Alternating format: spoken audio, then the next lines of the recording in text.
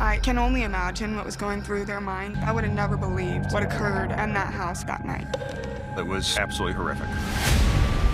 They told me to go down to the police station. I knew something bad had happened. All kinds of questions go through your mind. How? Who? Why? What happened?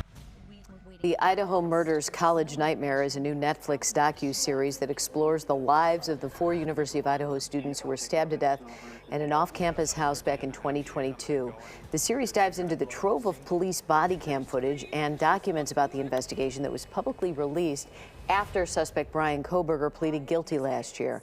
He has since rescinded his plea and is asking for a new trial. Joining us now is the director of the documentary, Skye Borkman. Good morning. Good morning. How are you?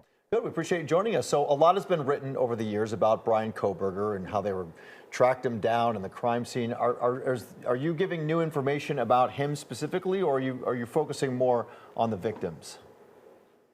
Focusing more on the victims and on the investigation and the people behind the investigation, really. I mean, it was my intention from the beginning to really have this be a victim-forward documentary while still providing the body cam and looking at the actual evidence, because there's been quite a bit of misinformation out there.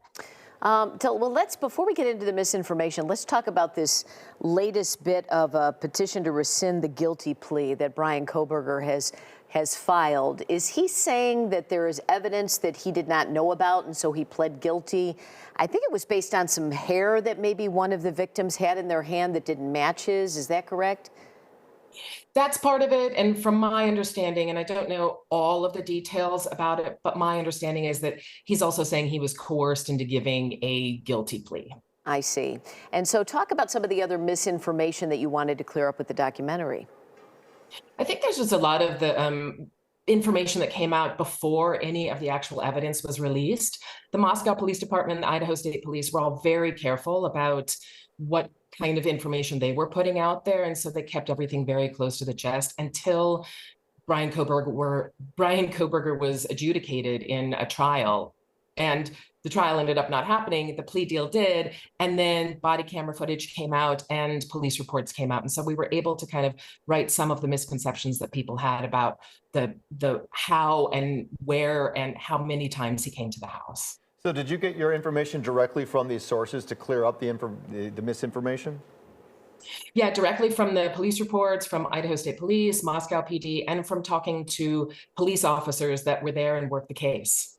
I remember seeing sound bites with some of the victims' parents, and they were very angry that Bryan Kohberger did not give a motive, and maybe they didn't ask him to give a motive before they accepted this plea deal. What are your thoughts about motive?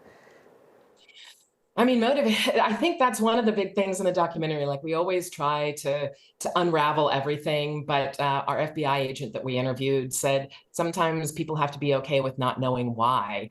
And that we sort of came away from the documentary really, I think we want to know why even more now, because it was just so senseless and there was zero motivation. There's no evidence of him knowing any of these girls before. There may be a couple of rumblings about him being at the same party as one of the roommates, but we really don't know why. You mentioned the parents there. Were you able to speak to the parents directly? Well, I spoke to two of the families who are in the documentary. The Goncalves family and the Kernodle family are in the documentary. And there were a lot of frustrations during the investigation because they weren't getting the information that they wanted. And I know they spoke out during that investigation wanting to have answers. And even now, they put out a public statement about this reversal or taking back his guilty plea. And they welcome a trial because they feel that a trial would bring them some answers as to motive. Interesting. Well, Skye Borkman, we appreciate you joining us. The Idaho Murders College Nightmare is streaming now on Netflix. Thank you for being with us.